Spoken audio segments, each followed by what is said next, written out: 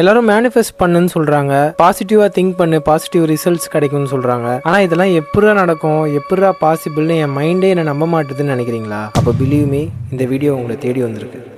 Guys, உங்கள் லைஃபையே இயக்கிட்டு இருக்கிறது உங்கள் சப்கான்ஷியஸ் மைண்டு தான். உங்களால் பாசிட்டிவாக இருக்க முடியாததுக்கும் இதெல்லாம் எப்போ நடக்கும்னு ஒரு செல்ஃப் டவுட் வரதுக்கும் காரணம் என்ன தெரியுமா? உங்கள் லாஜிக்கல் மைண்டு தான். நீங்கள் பிறந்த டைம்லேருந்து இன்னைக்கு நீங்கள் வாழ்கிற வாழ்க்கை வரையும் உங்கள் பிரெயின் எல்லாத்தையுமே பார்த்து கேட்டு படித்து கற்றுக்குச்சு. அப்படி கற்றுக்கிட்ட உங்கள் டே டு டே லைஃப் விஷயங்கள்லாம் உங்கள் கான்ஷியஸ் பிரெயினில் போய் ஸ்டோர் ஆகிருக்கும். அதனால தான் நீங்கள் அதெல்லாம் யோசிக்காமே ஈஸியாக செய்ய முடியுது. ஃபார் எக்ஸாம்பிள், பைக் ஓட்டுறது, காஃபி குடிக்கிறது, ப்ரஷ் பண்ணுறது, இதெல்லாம் நீங்கள் தினம் தினம் யோசிச்சு பண்ணணுமேன்னு பண்ணுறது இல்லை, ஒரு ப்ரோக்ராம் மாதிரி ஆயிடுச்சு. நீங்கள் புதுசா ஒரு விஷயத்தை ஆசைப்படும் போது அதை பத்தி மேனிஃபெஸ்ட் பண்ணணும்னு சொல்லும் போது யூஸ்வலி நீங்க மேனிஃபெஸ்ட் பண்ற விஷயம் ஒரு பெரிய கோலா தான் இருக்கும். அது உங்க கரியரா இருக்கலாம், லவ் லைஃபா இருக்கலாம், வீடு வாங்கணும், கார் வாங்கணும், எதுவா வேணா இருக்கலாம். பட் நீங்க இப்ப இருக்கிற லெவல்ல இருக்கிறதோட கொஞ்சம் பெரிய லெவல் கோலா தான் அது இருக்கும். நீங்க தினம் தினம் வாழ்ந்துட்டு இருக்க உங்க லாஜிக்கல் மைண்டுக்கு இது நமக்கு ஒரு பழக்கப்பட்ட விஷயமே இல்லையே, இப்ப இருக்கிற இந்த ஸ்டேட்டஸ்க்கு இது நமக்கு சாத்தியமே இல்லாத ஒன்னாச்சு, இது எப்படி பாசிபிள்ன்ற ஒரு கொஸ்டின் ரைஸ் ஆகும். ஆனா நீங்க ஒரு விஷயத்தை புரிஞ்சுக்கணும், மிராக்கிள்ஸ் டூ ஹேப்பன்னு சொல்லுவாங்க. அதாவது நீங்க ஒரு விஷயத்தை தெரிஞ்சு புரிஞ்சுக்கிற வரைக்குமே அது தப்புன்னு கூட நினைச்சிட்டு இருந்திருப்பீங்க. ஆனா ஒரு பாயிண்ட் ஆஃப் டைம்ல அது உங்களுக்கு புரிய வரும்போது நீங்களும் அதோட ஒத்து போயிட்டு அந்த விஷயத்தை உங்க லைஃப்ல ஈஸியா அடாப்ட் பண்ணி இருந்திருப்பீங்க.